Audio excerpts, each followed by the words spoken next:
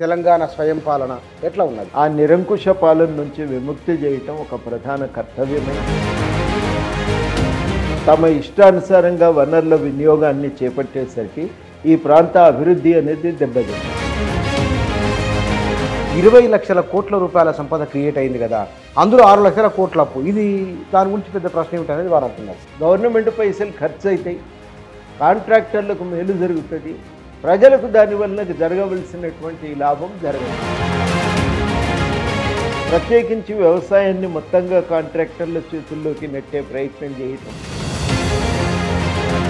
తెలంగాణ రాష్ట్రం కోసం రండి పోరాడదామన్నప్పుడు ఆయన నమ్మకం ఉన్నదా? తెలంగాణ రాష్ట్ర సాధన ఇది మనతో కాకపోవచ్చు అనే ఒక అభిప్రాయం.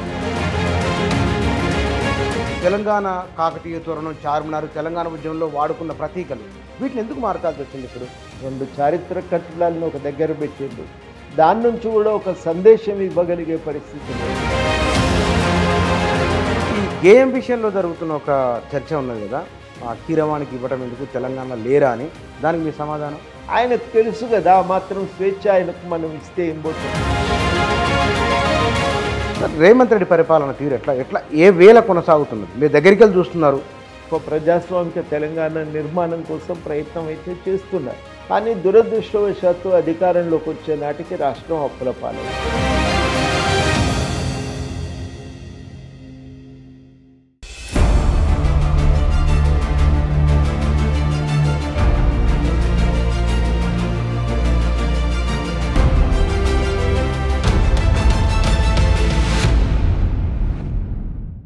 నమస్తే.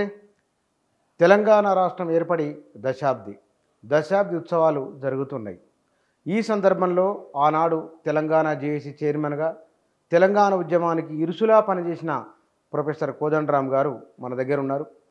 దశాబ్ది ఉత్సవాలు, 10 ఏండ్ల స్వయం పాలన ఎట్లా ఉన్నది, ఏం చేయవలసి ఉండే, తెలంగాణ నిన్న ఇవాళ రేపు ఏమిటి అనే విషయం గురించి వారితో మాట్లాడదాం. వారు మన ఎదురుగానే ఉన్నారు. సార్ నమస్కారం. నమస్తే సార్, 10 సంవత్సరాల తెలంగాణ స్వయం పాలన ఎట్లా ఉన్నది? అనుకున్న విధంగా సాగిందా?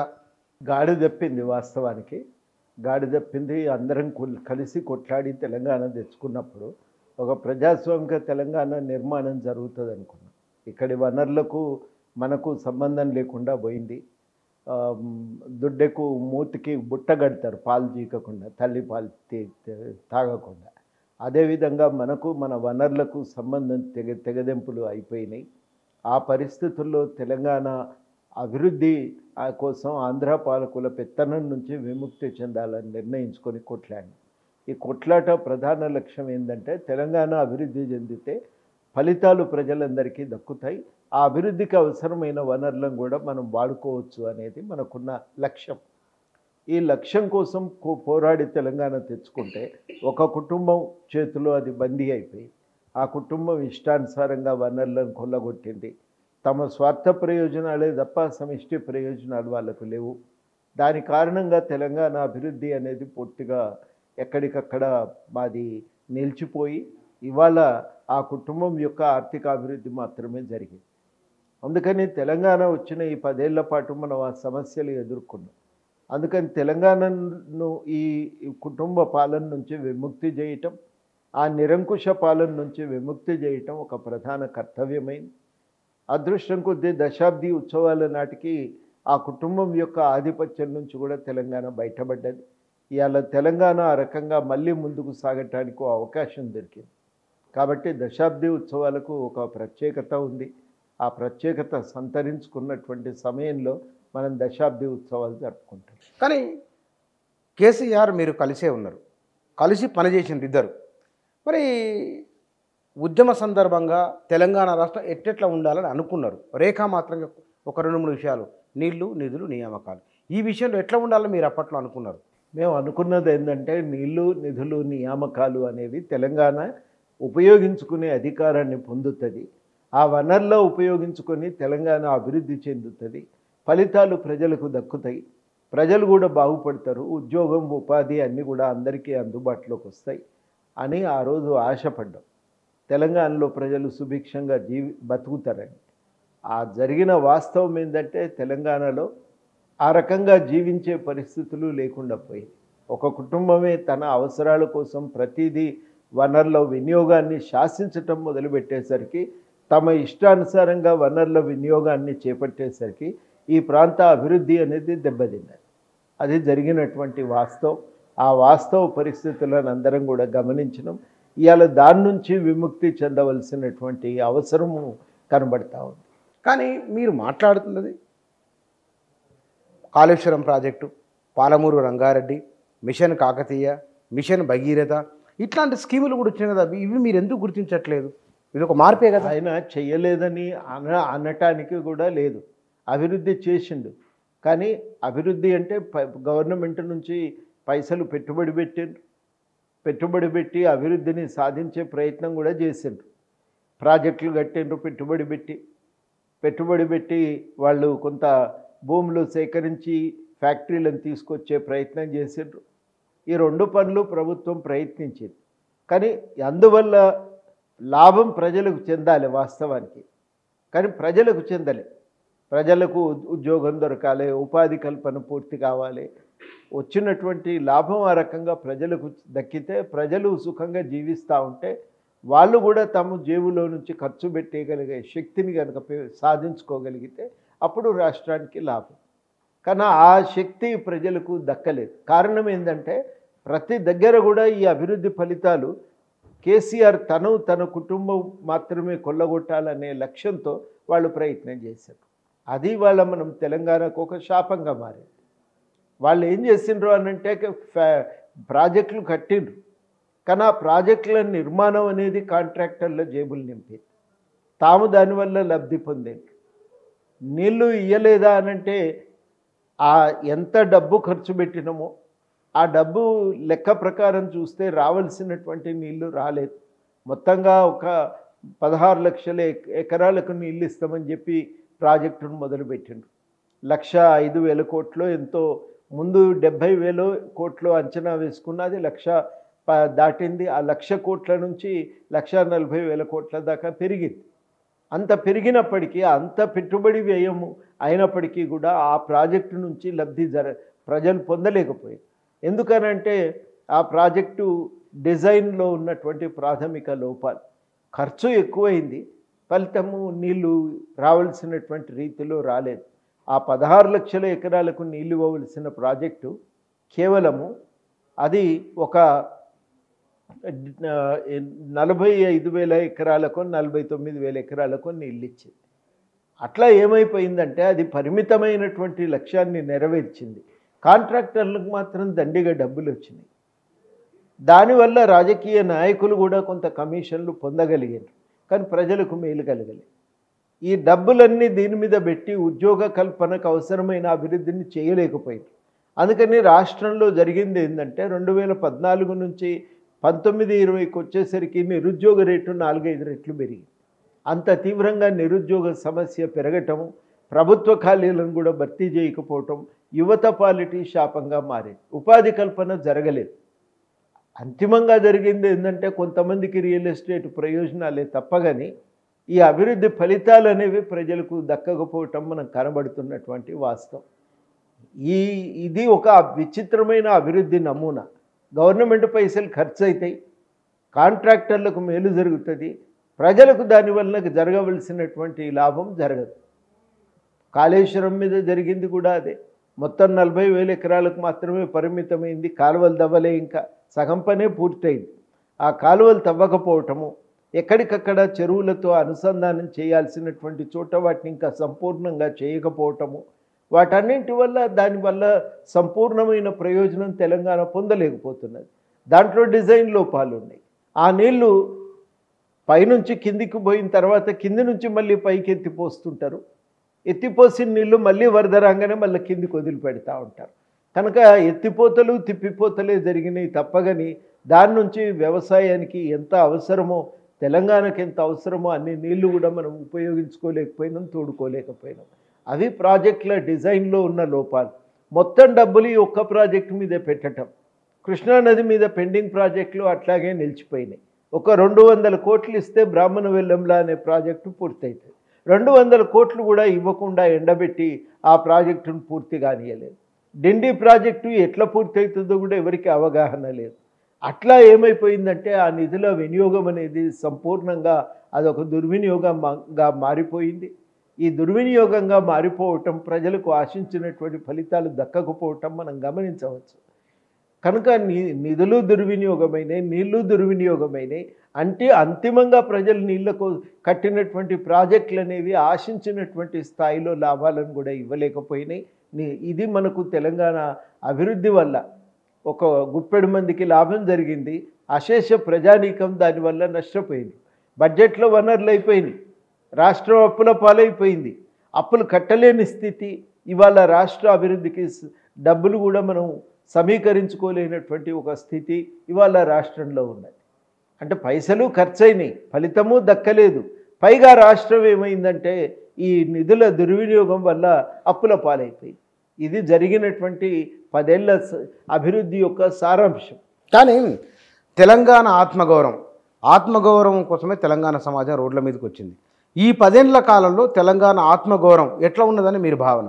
అంటే తెలంగాణ సాంస్కృతిక అస్తిత్వ పరిరక్షణలో ప్రభుత్వం విఫలమైంది. సాంస్కృతిక అస్తిత్వ పరిరక్షణ అంటే ఇక్కడ భాష యాసలను కాపాడాలి, ఇక్కడి సాంస్కృతిక సంస్కృతిని పరిరక్షించాలి, ఇక్కడ జీవన విధానాన్ని కాపాడాలి.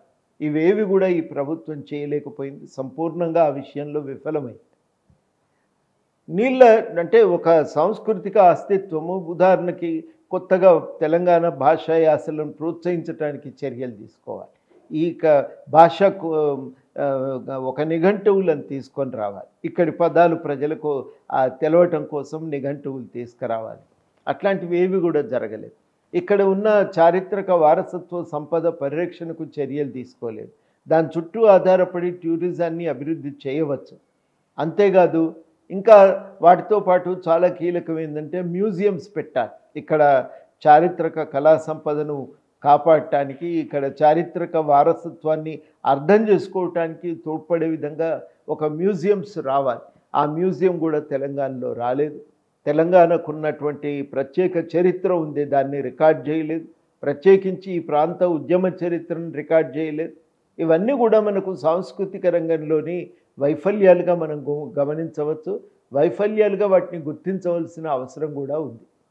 కేసీఆర్ చేసిన ప్రయత్నాన్ని పాక్షికంగా అర్థం చేసుకోవడము, లేదా రాజకీయంగా కొన్ని ఆరోపణలు చేయడం, ఇట్లా చేయడం అనేది నిజంగా తెలంగాణ అభివృద్ధిని, తెలంగాణ ప్రగతిని అది తగ్గించినట్లే అవుతుంది అనేది వారి ఆర్గ్యుమెంట్.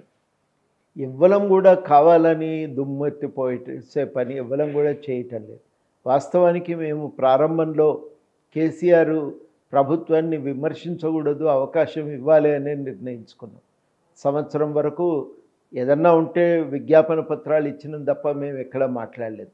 ఆ తర్వాత ప్రభుత్వం ఏది పట్టించుకోకపోవటం చేత ఏమన్నా విషయాలు ఉంటే మనం అది తెలియజెప్పుదామని చెప్పి నిర్ణయించుకున్నాం. ఆ విషయాలకు ప్రభుత్వానికి వాళ్లకు ప్రత్యక్షంగా ఇవ్వటం కుదరినప్పుడు మీడియా ద్వారా తెలియజెప్పినాం. అప్పటికి కుదరినప్పుడు మేము కొన్ని సమస్యలపైన ఆందోళనలు చేసినాం. మాకు ఇప్పుడు అర్థమైందంటే ఒక 3-4 ఏళ్ళు గడిచిన తర్వాత వాస్తవానికి జరుగుతున్న పరిణామాలను మేము అర్థం చేసుకోగలిగినాం. ఏం జరిగింది అనంటే డబ్బులు ఖర్చు అవుతున్నాయి, కాంట్రాక్టర్లకు లాభం అవుతున్నది, వాళ్ళ ఆర్థిక ఎదుగుదల కనబడతా ఉన్నది. కానీ ప్రజలకు దక్కవలసిన ప్రయోజనం ఏది కూడా కనబట్టలేదు. కాళేశ్వరం కట్టిండ్రు, నీళ్ళు ఎక్కడికి పోతున్నాయంటే 40-50 వేల ఎకరాలు మినహా ఆ నీళ్లు ఇంకెక్కడికి పోవటానికి అవకాశం లేదు. ఒక రకంగా చూస్తే అది కేసీఆర్ ఫామ్ హౌస్కు మేలు కల్పించింది తప్ప ప్రజలందరికీ కూడా దానివల్ల ఎంత స్థాయిలోనైతే లాభం రావాలో, పెట్టుబడికి చేసిన పెట్టుబడి చూసినప్పుడు ఎంత అయితే లాభం జరగాలో అంత లాభం అయితే మనకు దక్కలేదు. ఇవన్నీ కూడా మనకు కనబడుతున్నటువంటి వాస్తవాలు. మీరు ఒక కోణాన్ని తీసి చూసినప్పుడు ఒక బ్రహ్మాండమైన ప్రాజెక్టు చూసి బాగా అభివృద్ధి జరిగింది అనిపిస్తుంది. ఆ రిజర్వాయర్లో ఉన్న నీళ్ళను చూసేసరికి మనసు ఉప్పొంగిపోతుంటుంది. కానీ వాస్తవానికి అవి ఏవి కూడా మనకు అక్కడికి వచ్చేటువంటివి కావు.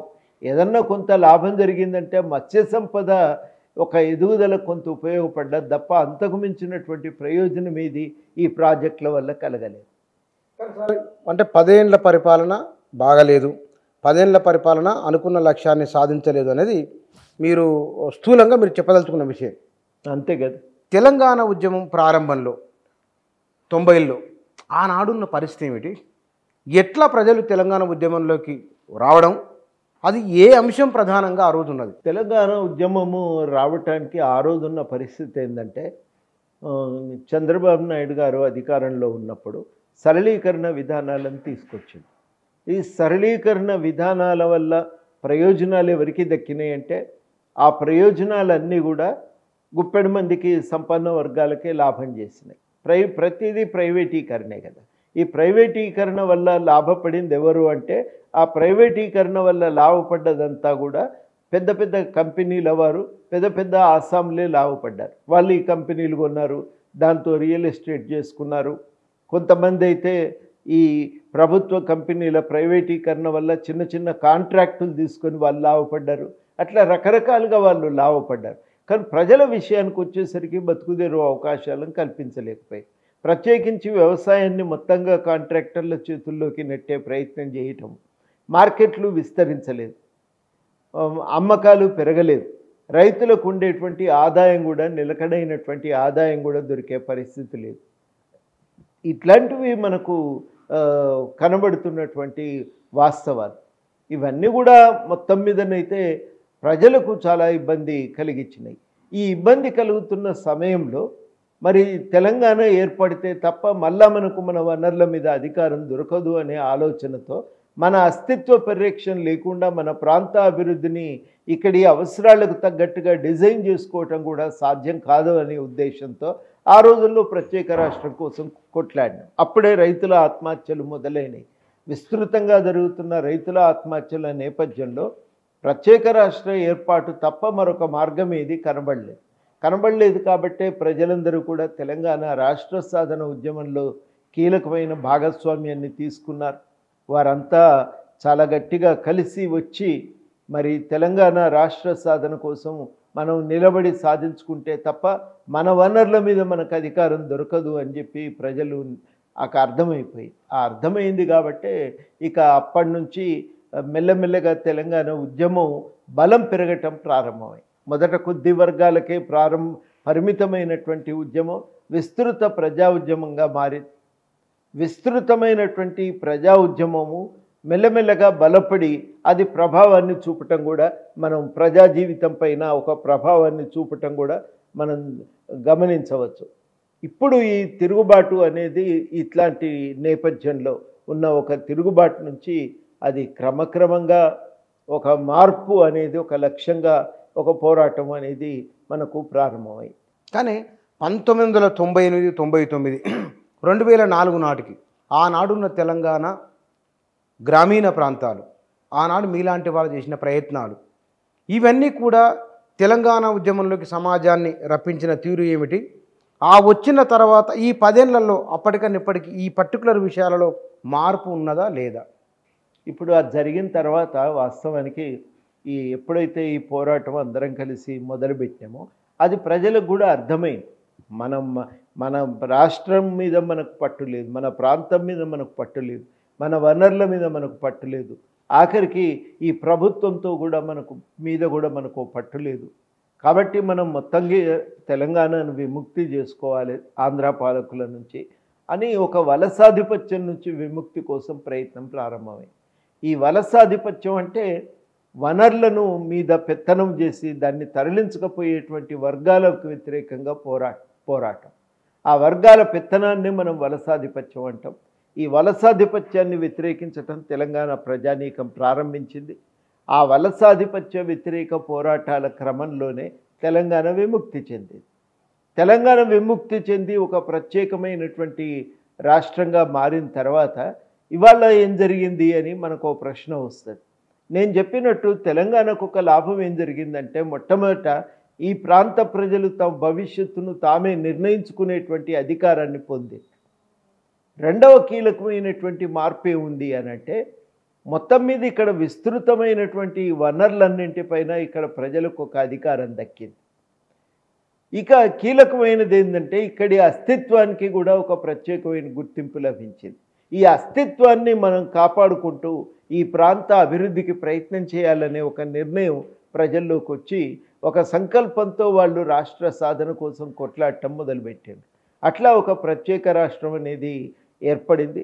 ఈ ప్రత్యేక రాష్ట్రం ఏర్పడిన తర్వాత తప్పకుండా ఇంతగా వనరులపైన ఒక అధికారం దొరకటం అనేది గొప్ప విశేషం. దాంట్లో ఎవరం కాదనిలేం.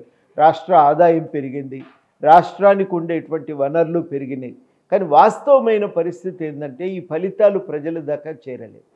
మధ్యలో ఉన్నటువంటి వాళ్ళు దాన్ని తరలించుకొని పోవటం మొదలుపెట్టారు. అట్లా ఒక గ్యాప్ అయితే మిగిలిపోయింది, ఒక అసంతృప్తి మిగిలిపోయింది.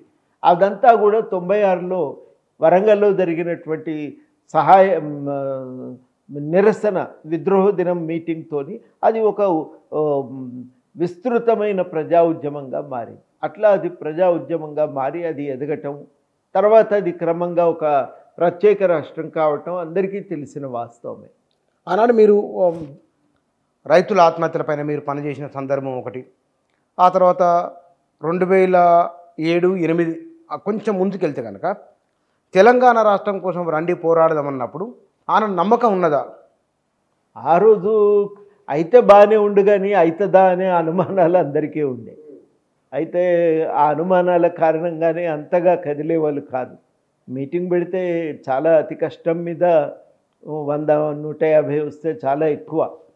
2001కి ముందు అయితే ఎక్కడ మీటింగ్ పెట్టినా 50, 60, 100 లోపే, పెద్దగా లేదు. 2006 తర్వాత ఎప్పుడైతే వరంగల్ ఈ మీటింగ్ తర్వాత కొంత ఉత్సాహం పెరిగిందో, ఉత్సాహం పెరిగిన తర్వాత కొంత గ్యాదరింగ్ పెరిగింది, కొంచెం సంఖ్య పెరిగింది, సమావేశాలకు హాజరయ్యేటువంటి ప్రజల సంఖ్య పెరుగుతూ ఒక పెద్ద గుంపుగా అది మెల్లమెల్లగా మారుతూ వచ్చింది. అది ఎంత పెద్ద గుంపు అయినప్పటికీ కూడా చాలా ముఖ్యమైన విషయం ఏంటంటే ఇది ఇంకా నమ్మకం అనేది మాత్రం ఏర్పడలేదు. ఇంకా కూడా ఏంటంటే ప్రజల్లో ఇవన్నీ కొట్లాడుతున్నాం, ఏమవుతుందో ఏమో, అవసరమైతే ఉంది, వస్తే బాగుండు, కానీ తెలంగాణ రాష్ట్ర సాధన ఇది మనతో కాకపోవచ్చు అనే ఒక అభిప్రాయం ఉండేది. అందుకని మీటింగ్ జరిగితే జనం వచ్చేది, వినేది, కానీ నమ్మకం అయితే వాళ్ళకు కలిగేది కాదు. అది చూసినటువంటి ఒక వాస్తవం. అట్లా ఆ కఠినమైన పరిస్థితుల్లోనే మీటింగు మెల్లమెల్లగా పట్టు వదలకుండా ప్రతి ఒక్కరు కూడా ఆ మీటింగ్ కోసం, రాష్ట్ర సాధన కోసం మీటింగులు ఏర్పాటు చేయటం, పరిస్థితి మెల్లమెల్లగా మారుకుంటూ వచ్చింది. కానీ జేఏసీ ఒక ఒక ఒక పాత్ర, జేఏసీ భావవ్యాప్తి చేయడంలో, ప్రజలను మోటివేట్ చేయడంలో మీతో పాటు ఎవరెవరి పాత్ర ఎట్లా ఉన్నది తెలంగాణ ఉద్యమంలో? తెలంగాణ ఉద్యమంలో అప్పటికి మేము మొట్టమొదట ఐక్యవేదికలోనే ఉండి పనిచేసినాం. ఐక్యవేదికలో 2001లో చేరితే, ఐక్యవేదికలో చేరటానికి ముందు స్వతంత్రంగానే ఉంటూ ఎవరు పిలిచినా వెళ్ళి పనిచేసేది. పౌర హక్కుల సంఘం ఆధ్వర్యంలోనే చాలా కార్యక్రమాలు చేసినాం.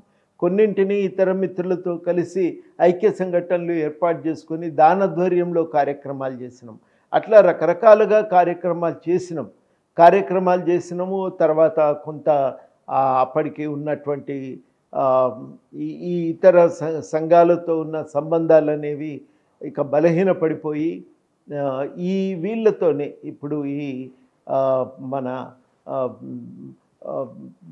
తెలంగాణ సంఘాలతోనే ద్వారానే కార్యక్రమాలు చేయటం కూడా పెరిగింది. కానీ ఏంటంటే 2001 తర్వాత మరి మెల్లమెల్లగా పరిస్థితులు మారిపోయి ఇక తెలంగాణ రాష్ట్ర 2001 నాటికి కొంత ఇది రాజకీయ స్వభావం సంతరించుకున్నది. ప్రత్యేక రాష్ట్రం అనేది ఎన్నికల్లో కూడా నినాదంగా మారింది. ఎన్నికల్లో నినాదంగా మారిన తర్వాత కొంత దాని మద్దతు ఇక విస్తరించుకుంటూ పోయింది. కానీ ఒకటి ఏంటంటే అప్పటికి కూడా ఇంకా నమ్మకం కుదరలే. 2009 దాకా ఒక రకంగా మనకి ఇది అవసరం, కొట్లాడకుండా తెచ్చుకోకుండా తెలంగాణ అభివృద్ధి చెందదు, ప్రజల సంక్షేమం కూడా నిలవదు అనే అభిప్రాయం కలిగినాక ఇంక ఈ పోరాటం చాలా బలం పుంజుకుంటే ఇంకా దాన్ని ఒక క్రమ పద్ధతుల్లో నడిపిన తర్వాత, ఛానలైజ్ చేసిన తర్వాత చివరాఖరికి ప్రత్యేక రాష్ట్రం కూడా ఏర్పడ్డది. ఇవాళ జరుగుతున్న ఒకానొక చర్చ, తెలంగాణ రాష్ట్రం ప్లస్ మైనస్, ఇంకా వాటి మీద ఇంకా 2 అంశాలు ఉన్నాయి, మాట్లాడదాం. అవి తెలంగాణ ఉద్యమంలో ఉన్న తెలంగాణ తల్లి ఓ ప్రేరణ సమాజాన్ని కదిలించడానికి. తెలంగాణ కాకతీయ తోరణం, చార్మినార్ తెలంగాణ ఉద్యమంలో వాడుకున్న ప్రతీకలు వీటిని ఎందుకు మార్చాల్సి వచ్చింది ఇప్పుడు? అంటే ఒక తెలంగాణ ప్రతీకలకు చిహ్నానికి ఉన్న ప్రధాన సమస్య, లోగోకు ఉన్న సమస్య ఏంటంటే అందులో ఇక్కడి జనజీవన విధానం అనేది ప్రతిబింబించట్లేదు. 2 చారిత్రక కట్టడాలను ఒక దగ్గర పెట్టిండ్రు, దాని నుంచి కూడా ఒక సందేశం ఇవ్వగలిగే పరిస్థితి లేదు. రెండింటిని ఒక దగ్గర పెట్టి దాన్ని సంపూర్ణంగా ఒక తెలంగాణ ఒక లోగోగా ప్రకటించటం అది అందరికీ కూడా కొంత ఇబ్బంది కలిగించింది. నంబర్ 1, ఇట్లాంటివి నిర్ణయాలు చేసేటప్పుడు కొంత దీర్ఘకాలికంగా ఉండేవి కాబట్టి అందరినీ సంప్రదించి నిర్ణయాలు చేయవలసి ఉండే, అట్లాంటి నిర్ణయాలు జరగలేదు. అది మొదటి సమస్య. రెండవ సమస్య ఏంటంటే వాళ్ళందరినీ అట్లా అట్లా ఇది ఒక సమస్య అయితే, రెండవది మనకు వస్తున్న ఇబ్బంది ఎక్కడ ఉన్నదంటే ఇప్పుడు ఈ తెలంగాణ అభివృద్ధికి సంబంధించి మనం కూడా ఒక స్పష్టత అనేది అప్పటికి ఇంకా ప్రజల్లో కూడా ఇంకొక స్పష్టత అనేది రాలేదు.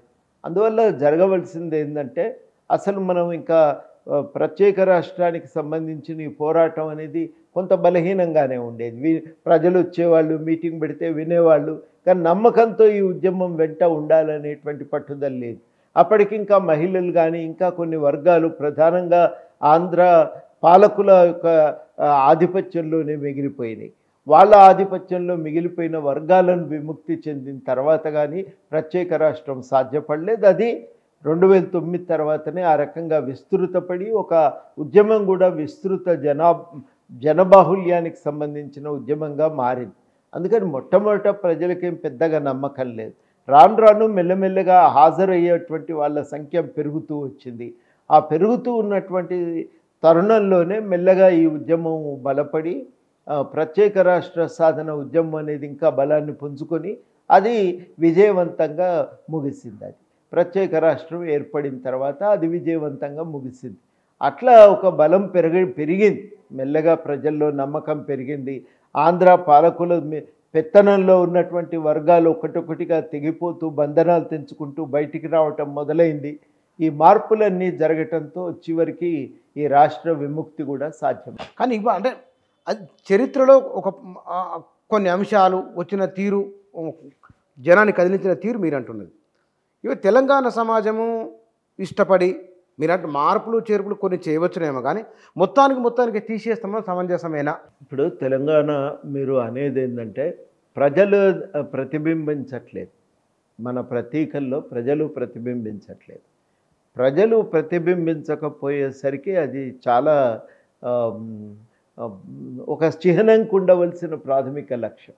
ప్రజలకు ఉత్సాహాన్ని ఇవ్వాలి, ప్రజలను వాళ్ళ యొక్క జీవన విధానం ప్రతిబింబించాలి, వాళ్ళ చైతన్య స్థాయిని వ్యక్తీకరించాలి. అది ఒక చిహ్నానికి ఉన్నటువంటి ఒక ప్రత్యేకత. కానీ అట్లాంటి పని ఇది కూడా చిహ్నం చేయలేకపోయింది. ఆ చిహ్నం అనేది నేను అన్నట్టు మెల్లమెల్లగా ఆంధ్ర పాలకుల విస్తరణ నుంచి మనం ఆధిపత్యం నుంచి బయటపడేటువంటి క్రమంలోనే మెల్లమెల్లగా మనం మన అస్తిత్వాన్ని గుర్తించేటువంటి క్రమంలోనే మెల్లమెల్లగా మన వ్యక్తీకరణను కొత్త వ్యక్తీకరణ పొందటానికి మనం ప్రయత్నం చేసినాం. ఆ వ్యక్తీకరణ సమగ్ర రూపం తీసుకోలేదు, అది సరి అయినటువంటి లోగోగా తయారు కాలేదు. తెలంగాణ వాస్తవికతను ప్రతిబింబించేటువంటి లోగోగా చిహ్నంగా అది మారలేదు. కారణం ఏంటంటే ప్రజలను మనం విస్తృతంగా భాగస్వాములను చేయలేదు, ఆ సంప్రదింపులు అనేవి లేవు. ఆ సంప్రదింపులు లేకపోవటం చేత ఏమైందంటే ఈ పరిమితులతోనే ఆ లోగో తయారైంది. ఆ రోజు కూడా విమర్శలు వచ్చినాయి, ఈ లోగో బాగాలేదు, మీరు చార్మినారు ఇట్లా అనేక సింబల్స్ని తెచ్చి ఒక దగ్గర పోగేసినట్టుంది తప్ప తెలంగాణ వాస్తవికతను మాత్రం ఇది ప్రతిబింబించట్లేదనే విమర్శ ఆ రోజు కూడా వచ్చింది. అది ఈ విమర్శను అర్థం చేసుకొని ప్రభుత్వం సరిచేయటానికి కనుక పూనుకొని ఉంటే, ఆ ప్రయత్నం కనుక ప్రభుత్వం చేసి ఉంటే అందరినీ కలిపి చర్చించి దాన్ని సరిగ్గా ఇవాళ చిహ్నం మార్చవలసినటువంటి అవసరం రాకపోతుండే. అప్పుడు జరిగినటువంటి లోపము ఇవాళ ఒక చర్చకు మళ్ళీ తెరలేసింది. వాళ్ళ అధికారంలో ఉన్నంత వరకు మనం ఏం చెప్పినా వినరు అనే అభిప్రాయంతో ప్రజలు ఊరుకున్నారు. కానీ అధికారం వాళ్ళు దిగిపోయిన తర్వాత ఒక చర్చ మళ్ళీ మొదలైంది. నిజంగానే ఈ లోపం ఉన్న దీన్ని ఎందుకు సరి చేసుకోకూడదనే అభిప్రాయం ఒకటి మెల్లమెల్లగా బయటకు వచ్చింది. ఈ అభిప్రాయం వచ్చినటువంటి సందర్భంలో ఇవాళ మనం ఉన్నాం. అంటే మొత్తానికి మార్చి కొత్త తేవడం, దాన్ని మార్పు చేర్పు చేయడం ఆలోచన. దాన్ని మార్పులు చేర్పులు అయితే చెయ్యాలి. ఎట్లా చేస్తారనేది మనకు తెలియదు. అది కొంత కళాకారులు, ఇక్కడ చరిత్ర తెలిసిన, ఇక్కడ పోరాటాల్లో భాగమైన కళాకారులు మాత్రమే డిజైన్ చేయగలుగుతారు. అటువంటి వాళ్ళకి ఆ అవకాశం ఇవ్వాలి. ఈ గేయం విషయంలో జరుగుతున్న ఒక చర్చ ఉన్నది కదా, ఆ కీరవాణికి ఇవ్వడం ఎందుకు, తెలంగాణలో లేరా అని, దానికి మీ సమాధానం? ఇప్పుడు ఆ రాసిన కవి తెలంగాణ వాది, తెలంగాణ కోసం కొట్లాడిన ఆయన రాసిండు ఆ కవిత్వం. ఆయన రాయటంలో కూడా ఉద్దేశం ఏంటంటే తెలంగాణ ప్రజలను సంఘటితపరచాలి, కదిలించాలి అని. ఆ ఆలోచన ప్రకారం దాన్ని అందరినీ కదిలించగలిగినటువంటి ఒక పాట మరి అందశ్రీ రాసిండు. ఆయన ఆ ఉద్యమంలో భాగమై ఊరూరు తిరిగి పాటలు పాడిండు. అందులో ఇది ఒక ప్రధానమైన పాట. ఈ పాటతోనే మనకు అన్ని కార్యక్రమాలు మొదలయ్యాయి. ఈ పాటతోనే పాడిన తర్వాతనే సభలు సమావేశాలు జరిగేవి, కార్యక్రమాలు మొదలయ్యేవి. అట్లా దానికదే ప్రజల నిర్ణయాలతోనే అది ఒక తెలంగాణకు సంబంధించిన గేయంగా అది మారిపోయింది. తెలంగాణ పాటగా అది మారిపోయింది. ఆ పాటగా మారిపోయి ఆ గుర్తింపు సాధించి తెలంగాణ ప్రజల ఆకాంక్షలను వ్యక్తీకరిస్తున్నటువంటి పాటను ఇవాళ సహజంగానే తెలంగాణ ఒక రాష్ట్రీయ గీతంగా దాన్ని ఎంచుకున్నాక రాష్ట్రీయ గీతాన్ని ఎట్లా ప్రజెంట్ చేయాలనే చర్చ వస్తుంది కదా. దాన్ని ఎట్లా పాడాలి, ఎట్లా ప్రజెంట్ చేస్తే ఎక్కువ మందిని ఆకట్టుకుంటుందనే ప్రశ్న అయితే వస్తుంది కదా. ఆ ప్రశ్నకు ఆ రాసిన కవి గాయకుడే ఆయన ఒక సమాధానం వెతుక్కున్నాడు. ఆయన ఏం చేసిండు అంటే దీనికి మ్యూజిక్ కీరవాణి గారు ఇస్తే బాగుంటుందని నిర్ణయించుకున్నాడు. వాస్తవానికి ఆయన మొదటి చాయిస్ కీరవాణి గారేం కాదు. ఆయన మొదటి చాయిస్ కేరళకు సంబంధించిన మోహన్ అనుకుంటా, ఆయన అనే ఒక మ్యూజిక్ కంపోజర్. కానీ ఆయనను తర్వాత సరే మన భాష తెలియకుండా ఇది మ్యూజిక్ ఇవ్వలేడు అని నిర్ణయించుకొని అప్పుడు కీరవాణి గారే ఉన్నంతలో బెస్ట్ అని ఆయన ఒక అభిప్రాయానికి వచ్చి కీరవాణి గారిని మ్యూజిక్ డైరెక్టర్గా ఎంచుకొని ఆ పాట రికార్డ్ చేయటం మొదలుపెట్టాడు. నేను అనేది ఏంటంటే రాసిన ఆయన తెలంగాణ వాదే, తెలంగాణ అవసరాలు తెలుసు. ఆ పాట తెలంగాణ జాతీయ గీతంగా మారాల్సినటువంటి అవసరాన్ని కూడా ఆయన అంగీకరించిండు. ఆయనకు తెలుసు కదా, ఆ మాత్రం స్వేచ్ఛ ఆయనకు మనం ఇస్తే ఏం పోతుంది, ఇవ్వాలి కదా. ఆ స్వేచ్ఛ ఇవ్వాలి, ఆయనకు తోచిన విధంగా ఆ పాటను ప్రజెంట్ చేయటానికి ఆయనకు అవకాశం ఇవ్వాలి. అది ఇవాళ చాలా కీలకంగా జరగవలసి ఉంది. దాన్ని నా దృష్టిలో మనం అంతా కలిసి అక్కడ ఉన్నటువంటి ఆ పాటను రాసిన ఆయన ప్రజెంట్ ఇంతవరకు వేల సభల్లో పాడినటువంటి ఆయనకు ఆ స్వేచ్ఛను మనం ఇవ్వాల్సి ఉంటుంది. దాన్ని ఎంత సమర్థవంతంగా ప్రజెంట్ చేస్తే రాష్ట్రానికి అంత గుర్తింపు వస్తుందని నమ్ముకున్నాడు. కాబట్టి దాన్ని బాగా ప్రజెంట్ చేయటానికి మంచి మ్యూజిక్ కంపోజర్ను ఎంచుకోవాలనుకున్నాడు. ఈ పాటకి ఎవరు పనికి వస్తారనుకుంటే ఆ మ్యూజిక్ కంపోజర్తోనే ఆ పాట దాన్ని ఆయన బయటికి తీసుకొని రావటం జరిగింది. దాన్ని నా దృష్టిలో అంతగా చర్చ చేయవలసిన అవసరం లేదని చెప్పి అనుకుంటాను. తెలంగాణలో ఇంతమంది ఉన్నారు, ఉద్యమం జరిగినప్పుడు పాటలు పాడి మ్యూజిక్ కంపోజ్ చేసిన వాళ్ళు ఉన్నారు కదా. తెలంగాణ భావోద్వేగానికి సంబంధించిన ఒక ప్రతీక అది. గత ప్రభుత్వం పట్టించుకోలేదు, పట్టించుకున్న ఈ ప్రభుత్వం మరి పక్క రాష్ట్రం వాళ్ళు ఎందుకు, తెలంగాణ వాళ్ళు లేరా? ఇప్పుడు పాడిన ఆయన కళాకారునికి ఎవరైనా స్వేచ్ఛ ఇస్తారు కదా. పాట మంచిగా రావాలంటే ఫలానా ఆయన మ్యూజిక్ డైరెక్టర్ ఉంటే బాగుంటుందని రచయిత అనుకున్నాడు. ఆ రచయిత తెలంగాణ వాడే కదా. తెలంగాణ చైతన్యం పెంపొందించడంలో ముఖ్య పాత్ర పోషించిన వాడు, తెలంగాణ పోరాటంలో ముఖ్య భూమిక పోషించినటువంటి వాడు. అనుమానించవలసిన అవసరం ఏముంది? పాట మనదే, అవసరం మనదే. ఇంకా బాగా వస్తుందనే నమ్మకంతో ఇంకొక మ్యూజిక్ డైరెక్టర్ని తీసుకొచ్చుకున్నాడు. మామూలుగా ఆయన ఇదివరకు పాటలు పాడలేదా, రికార్డ్ చేయలేదా? ఎప్పుడు కూడా అట్లా అనుకోలేదు. కానీ ఇది ఒక రాష్ట్రీయ గీతంగా మారబోతున్నది కాబట్టి అది శాశ్వతంగా నిలిచే విధంగా దాన్ని పాడాలనుకుంటాడు. ఆ శాశ్వతంగా నిలిచే విధంగా ఆ పాట పాడటానికి ఆయన ఒక మ్యూజిక్ కంపోజర్ని ఎంచుకున్నాడు. నా దృష్టిలో దానికి ఇంత చర్చ రభస అవసరం లేదు. అంటే ఇదేమన్నా డెలిబరేట్గా జరుగుతుందని మీ ఉద్దేశమా? అట్లేం కాదు.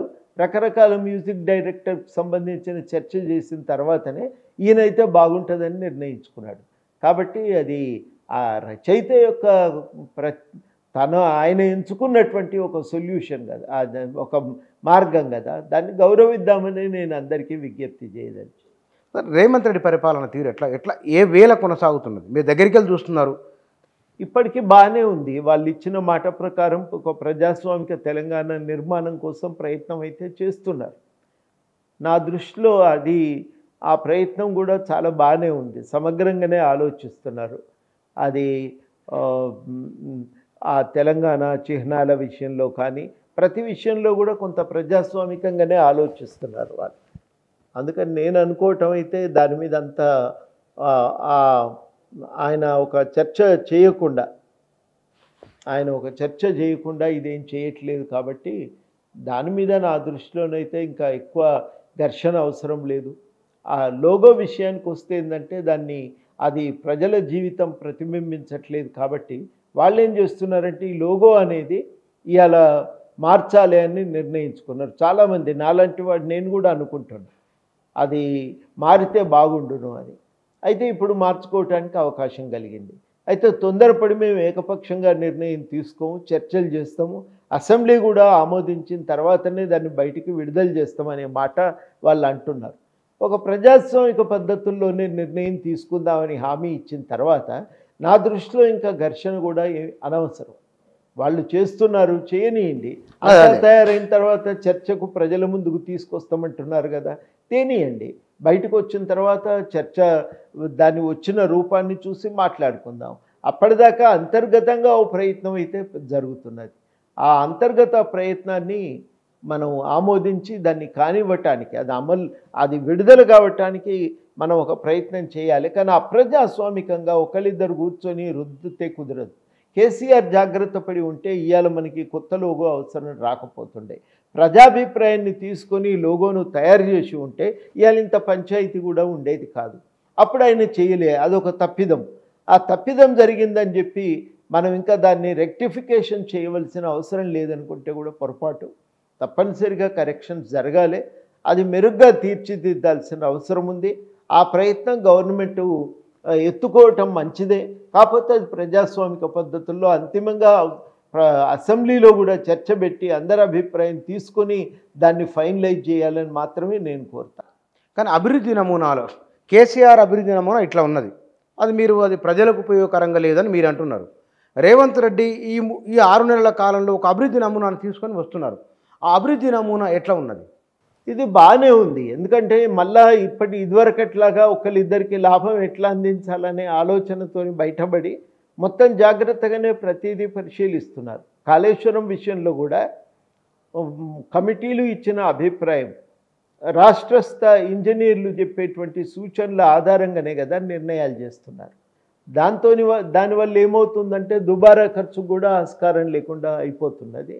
కాబట్టి రాష్ట్ర ప్రభుత్వం చేస్తున్న ప్రయత్నం కాళేశ్వరం నిర్మాణం కానీ ఇదంతా కూడా బాగానే ఉన్నాయని నేను అనుకుంటున్నా. వాటి వల్ల కలిగేటువంటి లాభము అది ప్రజలందరికీ చేకూరాలనేటువంటి తాపత్రయంతో వాళ్ళు చేస్తున్నారు. దాన్ని తప్పకుండా మనం అభినందించాలని చెప్పి నేను అందరికీ విజ్ఞప్తి చేస్తాను. కానీ సార్, ఇప్పుడు తెలంగాణ నిన్న ఎట్లా ఉన్నది, ఇవాళ ఎట్లా ఉన్నది అని ఒక రేఖామాత్రంగా మాట్లాడుకున్నాం. రేపు తెలంగాణ ఎట్లా ఉండవచ్చు? గడిచిన 10 సంవత్సరాల ఒకనొక పునాది ఉన్నది. ఇప్పుడు వీళ్ళు పారిశ్రామిక విలేజ్లు అంటున్నారు, ORR RRR మధ్య ఒక పారిశ్రామిక నమూనా అంటున్నారు. భవిష్యత్తు ఎట్లా ఉండవచ్చు? ఆయన పారిశ్రామిక నమూనా అనే దానికంటే కూడా ఓవరాల్గా ఆయన ఆలోచన మనం అందరం కూడా కొంత గుర్తుపెట్టుకోవాల్సింది. కొంత ఆయన ఒకరిద్దరి ప్రయోజనాల కోసం ఏది చేయట్లేదు, తెలంగాణ అభివృద్ధి కోసం. కానీ దురదృష్టవశాత్తు అధికారంలోకి వచ్చే నాటికి రాష్ట్రం అప్పుల పాలైంది. ఈ అప్పుల పాలైన రాష్ట్రాన్ని మళ్ళీ ముందుకు నెట్టాల్సినటువంటి బాధ్యత ఈ ప్రభుత్వం మీద పడ్డది. ఇది మొదటి సమస్య. దానివల్ల ఇచ్చిన హామీలను కూడా అమలు చేయడానికి చాలా ఇబ్బంది పడాల్సి వస్తున్నది. అది ఒక భాగమైతే, అంటే ఇట్లా అభివృద్ధికి ఒక ఆటంకాలు ఎదురవుతున్నటువంటి సమయాన, దానికి జరగవలసినటువంటి కృషి చేయలేనటువంటి సమయాన ఇవాళ నా దృష్టిలో ఏంటంటే తప్పనిసరిగా ఇప్పుడు ఇస్తున్నటువంటి రేవంత్ తెచ్చిన అభివృద్ధి అనుకుంటే దాన్ని మనం ఇంకా ఇప్పటికిప్పుడు స్పష్టంగా నిర్వచించలేకపోతున్నాం. ఎందుకంటే వాళ్ళు చేసింది తక్కువ, అధికారంలోకి వచ్చింది కూడా కొద్ది రోజుల క్రితమే. ఇప్పుడు అధికారంలోకి వచ్చింది, నిలదొక్కున్నారు. బహుశా రేపు మాపో కోడు కూడా ముగుస్తుంది. కాబట్టి ఒక ఖచ్చితంగా తాము అనుకున్న మాట ప్రకారం ఒక అభివృద్ధి చేయటం అప్పుడు సాధ్యమవుతుందని అనుకుంటున్నాను. ఈ అభివృద్ధిలో మనకు కనబడేటువంటి ప్రస్ఫుటమైన అంశం ఏంటంటే ప్రజలకు బతుకుదెరువు అవకాశాలు పెరగాలి, విస్తరించాలి. అది దాంట్లో ఉన్న ప్రాథమికమైనటువంటి అంశం. అది ఒక భాగము. ఇక రెండవ భాగం ఏంటంటే ఈ అభివృద్ధిలో ప్రజలకు లాభం జరగాలనేటువంటి ఒక తాపత్రయంతో పాటు ప్రజలకు దీంతో ఉపాధి అవకాశాలను కూడా మనం పెంచే ప్రయత్నం చేయాలి అనేది నా దృష్టిలో ఇది మంచి పరిణామమే. దాంతో ఇబ్బంది ఏం లేదు. కానీ మనకున్న మేజర్ సమస్య ఏంటంటే నిధులు లేవు. రాష్ట్రం అప్పుల పాలైంది. ఏం చేయాలనేది ఎవరికి కూడా అర్థం కావటం లేదు. కాబట్టి ఉన్న పరిమితులు ఒకవైపు అయితే ఆ పరిమితులకు లోబడి ముందుకు పోవాల్సినటువంటి అవసరం ఉంది. అది రెండవ దీనికి ఉండేటువంటి వాళ్ళ ఉన్న సమస్య. నిధులు లేవు, పైసలు లేవు, బొక్కసం ఖాళీ అయింది. ఉన్నటువంటి దాంట్లో వేగవంతమైన అభివృద్ధిని సాధించడానికి ఎట్లా ఖర్చు చేయాలి, అది వాళ్ళ మన ముందున్నటువంటి ఒక పెద్ద సంశయం. దాన్ని దాటి ముందుకు వెళ్ళటానికి ఇప్పుడున్న పరిస్థితులు అయితే సానుకూలంగా ఇప్పటికిప్పుడైతే సాధ్యం కాకపోవచ్చు. బహుశా కొంత సమయం పట్టవచ్చు. అందరు కలిసి ఒక ఉమ్మడిగా నిధులను పెంచగలిగేటువంటి ఒక చర్యలు తీసుకోగలగాలి. అట్లాంటి చర్యలు ఏమన్నా తీసుకొని ఈ మొత్తం ఈ ప్రాంత అభివృద్ధికి ఉపయోగపడే విధంగా వనరులను మనం సమీకరించుకోగలిగితే అప్పుడు లాభం అవుతుంది. కొంత సమయం పడుతుంది, రాష్ట్రం బాగుపడుతుంది. కానీ ఈలోగా జరగవలసినటువంటి వాస్తవం ఏంటంటే అప్పుల పాలైన ఈ రాష్ట్రాన్ని ఇప్పుడున్న పరిమితులకు లోబడి దాన్ని మనం అభివృద్ధి చేయాల్సిన అవసరం ఉంది. అది కొంచెం కష్టమైనటువంటి పని. అందుకని ఇప్పటికీ ఆ విషయం మీద ఇంకా చర్చ జరిగి ఒక నిర్ణయానికి వస్తారని చెప్పి గవర్నమెంట్ మీద ఒక విశ్వాసం. Thank you sir. Thank you very much.